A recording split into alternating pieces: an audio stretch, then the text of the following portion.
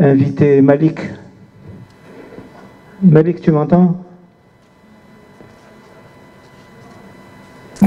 Alors, oui, je vous entends très bien, merci. Bonjour Malik. Good morning. J'entends en anglais, j'entends la traduction. Non, tu vas parler en français, s'il te plaît. C'est bonjour Malik, tu ne me vois pas, c'est Nasser Bournan. Oui, je vous vois très bien en Zoom. Bien. Visiblement, tu ne me vois pas, parce que sans quoi tu ne m'aurais pas vous voyez, tu m'aurais tutoyé. Par contre, si je peux demander à ce que la traduction soit coupée sur mon ordinateur, sinon je coupe le son du son. D'accord. Alors, très rapidement, hein, Malik... Ah, d'accord. Ah oui, c'est vrai. Oui. Je te tournais le dos, Malik, c'est pour ça que tu ne me voyais pas. Malik a commencé sa carrière, il a plus de 20 ans maintenant de carrière. Hein. Il a commencé sa carrière à Alger avec la SFI. Après, il est parti à la Banque africaine de développement où j'ai eu à le côtoyer pendant des années avant qu'il prenne son envol pour passer par un certain nombre d'institutions. Et dans toutes ces institutions, il a été dans le project finance et il s'est occupé. Donc, il sait sur les montages de projets avec les partenaires, la connaissance des marchés financiers et la façon de lever les fonds. C'est réellement, franchement, il a une expertise et un savoir-faire incontestable. Donc, on va pouvoir bénéficier de son intervention et de ses propos. Malik, à toi la parole. Merci beaucoup, Nassan. Ça me fait très plaisir de vous rencontrer une fois. Attendez, je vais juste couper mon son pour ne pas recevoir l'écho. J'espère que vous m'entendez. Voilà, donc, salam alaikum, bonjour, je suis Malik Faraoun, je me présente en tant qu'expert secteur privé auprès d'organisations internationales que j'ai eu la chance de côtoyer auprès de ma carrière. Donc, je suis vraiment ravi d'être parmi vous aujourd'hui. Merci beaucoup aussi au CNES pour cette bien aimable invitation. Hein. Donc, moi, on m'a demandé juste ce matin de faire une présentation. J'étais très ravi parce que chaque connexion avec mon pays, l'Algérie, est quelque chose qui m'honore et quelque chose qui me rend joyeux. Et donc, j'ai tout de suite pensé à donner une lecture de la perception des organisations internationales, des marchés financiers internationaux, des institutions financières et du secteur privé plus généralement. J'ai eu l'occasion d'évaluer la perception de l'Algérie à travers différents prismes sur des projets spécifiques ou quelquefois d'un point de vue macro, en tant que financier auprès d'institutions de financement de développement, comme la Banque africaine de développement et la CEFI, M. Nasser Bournan a évoqué tantôt Africa 50, dont j'étais membre fondateur, mais aussi en tant qu'investisseur, donc pour le compte d'un fonds d'investissement. Donc, on a regardé quelques transactions en Algérie. Et enfin, ayant travaillé au Forum économique mondial, une institution qui mesure le pulse, le pouls des économies de certaines régions, de certains pays. Donc, j'ai pensé à donner cette perspective et comment l'Algérie est perçue. Mais tout d'abord, bon, tout le monde serait d'accord avec moi, et c'est l'objet de cette conférence aujourd'hui, c'est que le secteur privé est un moteur, est un enabler de la croissance. Et quand on parle de croissance du secteur privé, elle est souvent associée ou assimilée à une croissance plutôt inclusive, si on la compare avec une croissance qui est originaire d'autres secteurs d'industrie extractive ou d'industrie énergétique. Donc il y a une mauvaise nouvelle ou un constat, j'en parle parce que tout le monde serait d'accord avec moi, c'est que le secteur privé aujourd'hui en Algérie n'a pas encore atteint son potentiel complet. Donc il y a beaucoup de choses à faire, il y a eu beaucoup de quiproquos, il y a eu beaucoup de mésaventures dans le secteur privé algérien, mais il reste quand même une excellente nouvelle et il s'agit d'une fenêtre d'opportunité. Il a été mentionné tantôt qu'il faut agir vite parce que cette fenêtre d'opportunité se referme de jour en jour, assez rapidement d'ailleurs, parce qu'elle est aussi liée à la capacité de l'Algérie à gérer ses ressources, notamment ses ressources en devises.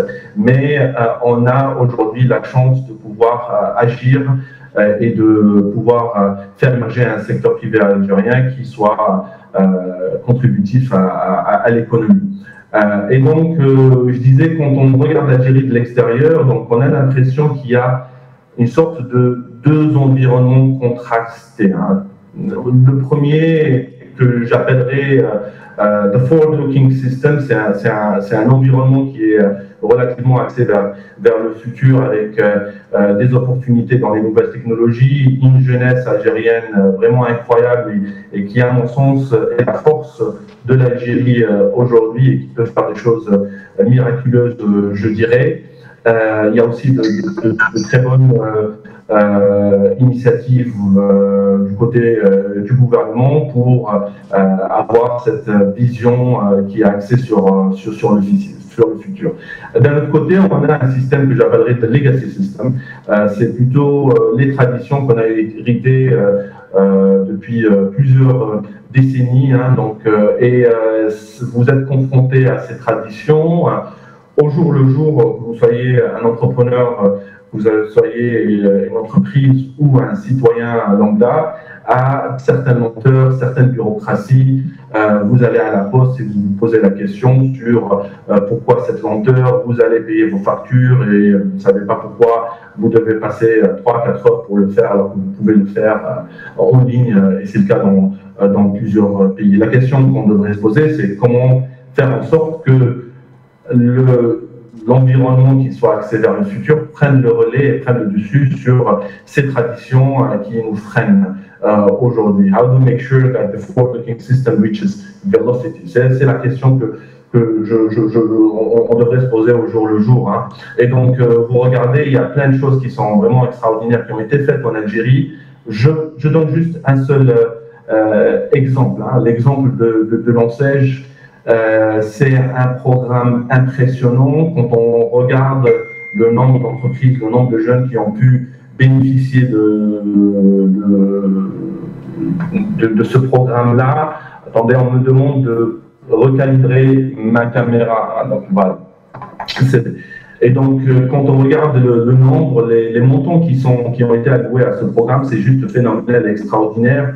Mais par contre, vous êtes d'accord avec moi qu'on aurait pu atteindre des résultats bien meilleurs étant donné le potentiel de ce programme. Et à mon avis, il faut, dans tout ce que nous faisons, infuser cette notion d'une vision qui soit orientée vers le futur, d'un ADN ou un DNA, ou plutôt, dans le contexte d'aujourd'hui, ARN qui soit orienté vers le secteur privé. Alors, je vais juste mentionner 4 points.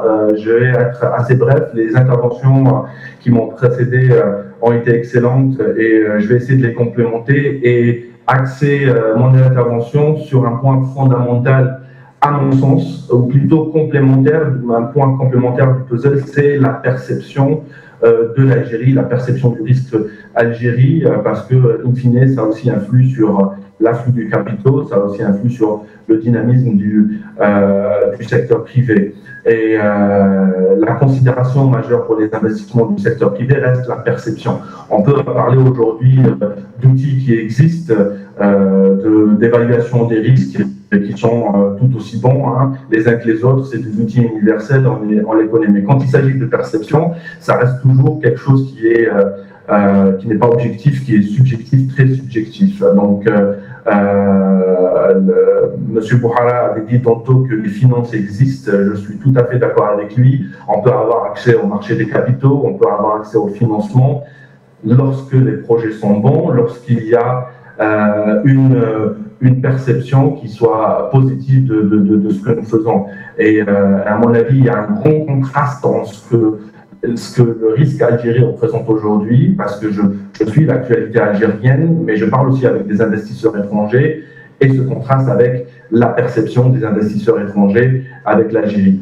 À chaque fois que je voyage en Algérie, je discute avec mes amis, ma famille, je leur dis on peut toucher les opportunités, quasiment les toucher. Quand on va au supermarché, on regarde les opportunités qui sont là et on se pose la question pourquoi les choses ne bougent pas aussi vite que le potentiel. Et quand il s'agit de cette perception, il faut aller parler à ceux qui produisent cette perception elle-même, hein, à savoir d'abord le secteur privé. Moi, je pense que les solutions ont été souvent évoquées dans des forums comme celui d'aujourd'hui. Dans des communications, on a plusieurs organisations patronales qui sont très engagées, qui donnent des solutions, qui proposent des solutions. Et je pense qu'il va falloir un peu plus écouter le secteur privé parce qu'in fine, c'est ce secteur privé qui va faire l'investissement en soi, c'est ce secteur privé qui a l'expertise et l'expérience dans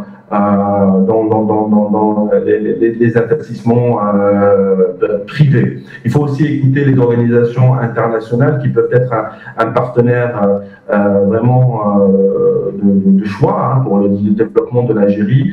C'est un peu dommage de voir certaines organisations internationales ne pas utiliser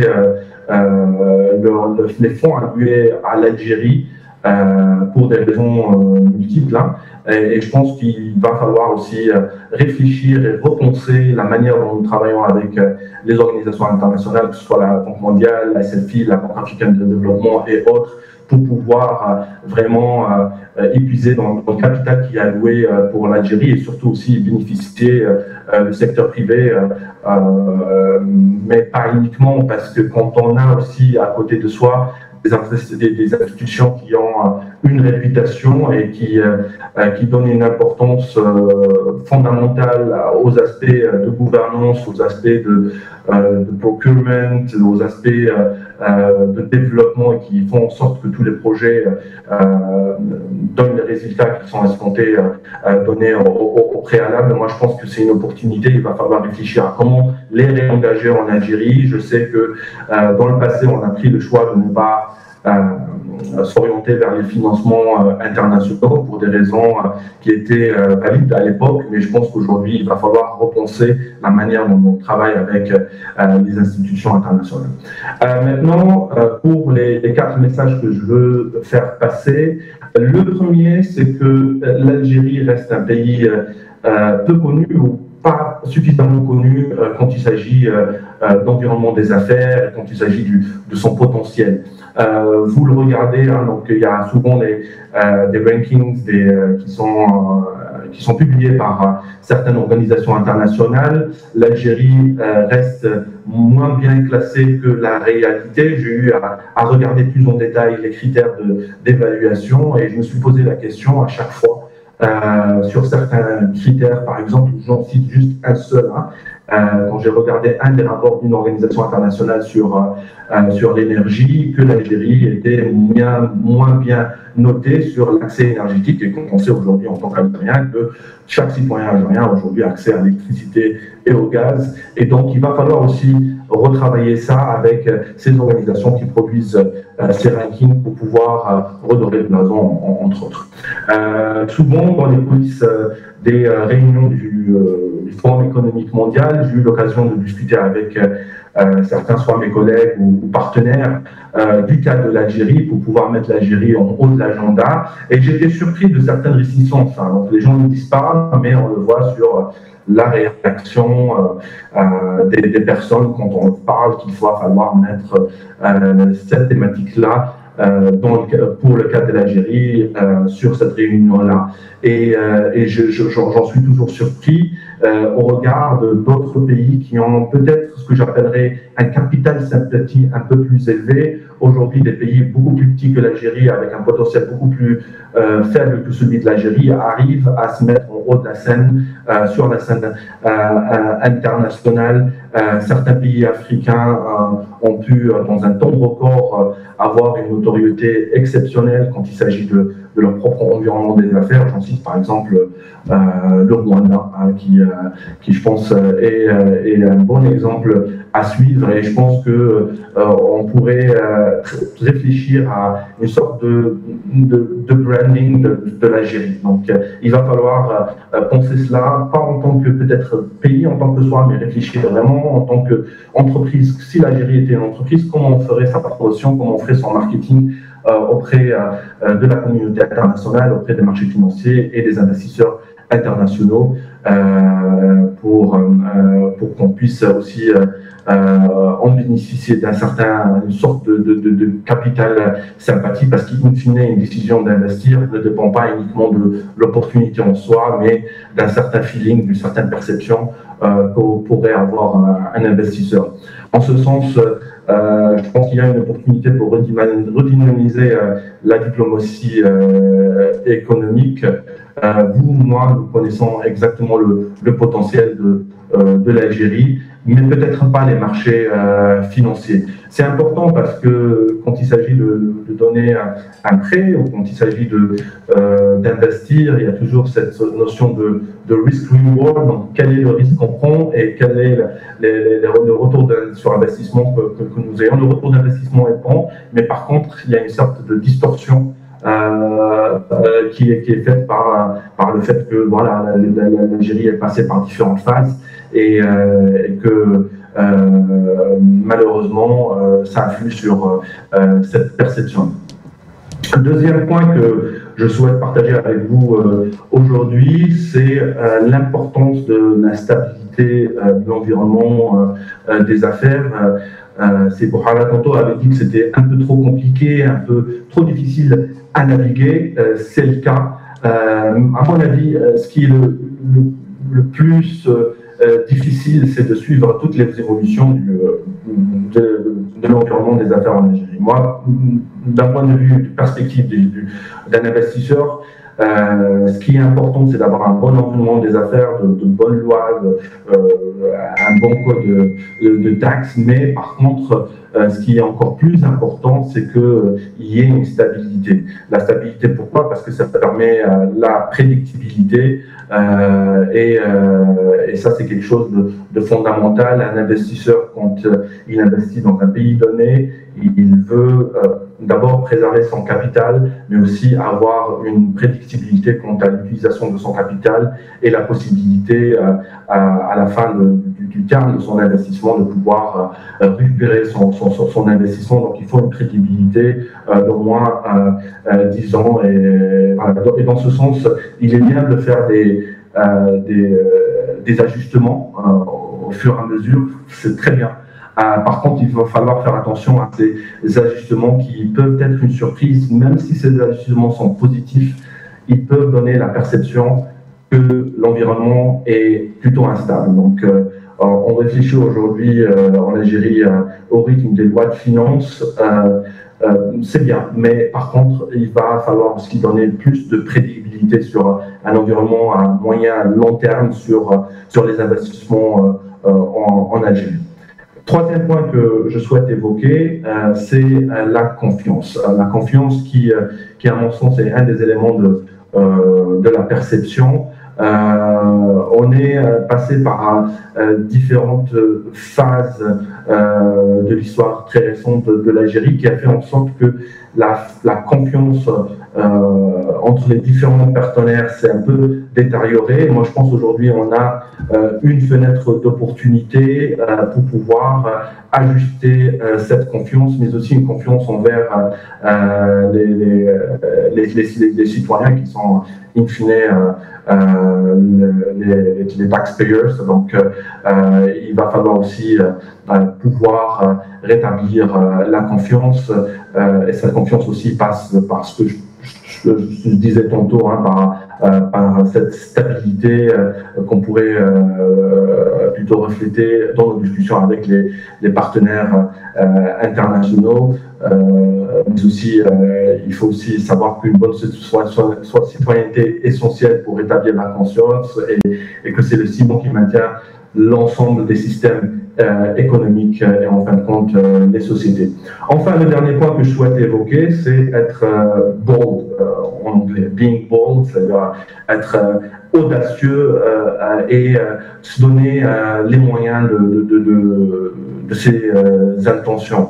Moi, à mon avis, on a un potentiel énorme, mais ces moyens doivent être commensurés avec le potentiel qu'a l'Algérie. Il faut réfléchir grand, il faut réfléchir de manière qui soit agile et innovante. Il y a forcément des risques qu'on prendrait, il y a forcément des interrogations, on ne peut pas tout avoir à la perfection, il va falloir faire des concessions, mais quand on parle par exemple certains pays, même des pays voisins qui ont mis en place des zones franches, et vraiment, ils ne se posent pas la question sur les possibilités de recrutement, les possibilités d'utilisation de devises, les possibilités de transférabilité, etc. Tout est fait pour que ces plateformes fonctionnent. Donc, quand on réfléchit à quelque chose comme les zones économiques franches, il va falloir faire les choses au complet et ne pas être un peu timide sur ce que nous faisons. Et justement, j'en conclus sur ce point. Je pense que dans notre culture, l'Algérien est timide par rapport à ce qu'il est réellement, donc il laisse l'environnement qui l'entoure de décider sur sa perception de ce qu'il est, mais je pense qu'il va falloir changer les choses, être un peu plus audacieux, être un peu plus communicant, revoir un peu l'image de l'Algérie à l'extérieur. Je dis ça en tant qu'Algérien en fait, hein, donc bien évidemment certains de mes messages sont un peu directs, mais il va falloir dire les choses telles qu'elles sont et pour qu'on puisse aussi améliorer les choses et faire en sorte que le pays soit un peu mieux attractif et que ce que nous faisons soit à la hauteur de ce qui est l'Algérie, c'est-à-dire un acteur majeur à la fois économique et de diplomatie dans la région et au-delà. Merci beaucoup. Avec cela, je vous redonne la parole, Sina Sabouane. Merci beaucoup, Malik. Merci pour ton intervention. Ce qui transparaît de les points que tu as mentionnés, en fait, c'est le résultat de tes longues pratiques en termes d'évaluation et de structuration de projets de financement, au moins pour ce que je connais à travers le continent africain. Je sais que tu as travaillé sur d'autres et que tu as été directement confronté en tant que lead arranger, celui qui a arrangé, qui a essayé de rapprocher les points de vue et les partenaires et faire le tour de table et les réunir, les identifier, les ramener, etc. Combien les points que tu as mentionnés sont fondamentaux, aussi bien la question de la sous-estimation, la mauvaise notation du pays. Je ne parle pas du ease of doing business, pour moi, c'est tout à fait secondaire et c'est pas essentiel, mais la façon dont les agences de notation notent le risque Algérie, alors qu'il est beaucoup plus faible que celui d'autres pays qui se trouvent dans une situation bien plus avantageuse. La question de la stabilité et de la clarté, je crois que c'est un problème fondamental lorsqu'on est géré par des lois de finances et que la loi de finances décide de modifier parfois avec effet rétroactif certaines dispositions, et bien évidemment l'investisseur ne va pas s'aventurer sur ce terrain-là. Je crois que j'ai envie de dire que ma connaissance des opérateurs aussi bien publics que privés, qu'ils sont devenus, ils n'étaient pas, ils sont devenus atones et on les a poussés à devenir amorphes et à éviter l'audace. Moi, je me souviens dans les années, au début des années 70, comment, alors qu'on avait de très faibles moyens, les patrons des entreprises, aussi bien publiques que les quelques entreprises privées qui démarraient à l'époque, comment elles prenaient le risque, sans courir de risque personnel, je veux dire, parce qu'elles le faisaient de manière intelligente. Malheureusement, on est dans une situation qui actuellement de quasi-gel, et il va falloir briser la glace de ce point de vue-là.